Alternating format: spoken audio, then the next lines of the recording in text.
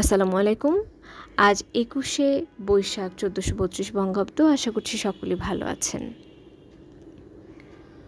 English sentence স্ট্রাকচারের নতুন দুটি বিষয় নিয়ে আমরা আজ কথা বলবো। তা হলো কাউন্টেবল নাউনের সামনে আমরা কি ডিটারমিনার ব্যবহার করতে পারি এবং আনকাউন্টেবল নাউনের সামনে আমরা কি ধরনের ডিটারমিনার ব্যবহার করতে পারি। ফিউ এবং মেনি এই দুটো ডিটারমিনার হিসেবে ব্যবহৃত হতে পারে কাউন্টেবল নাউনের সামনে, এবং লিটল অথবা মাচ ব্যবহার হতে পারে আনকাউন্টেবল নাউনের সামনে। উদাহরণ হিসেবে দেখানো যেতে পারে I have few friends. Friends একটি কাউন্টেবল নাউন, এর সামনে ডিটারমিনার হিসেবে ব্যবহৃত হয়েছে ফিউ, মানে অল্প সংখ্যক অথবা নেই বললেই চলে এমন অর্থ বোঝাতে আপনি ফিউ ডিটারমিনারটি ব্যবহার করতে পারেন কাউন্টেবল নাউনের সামনে।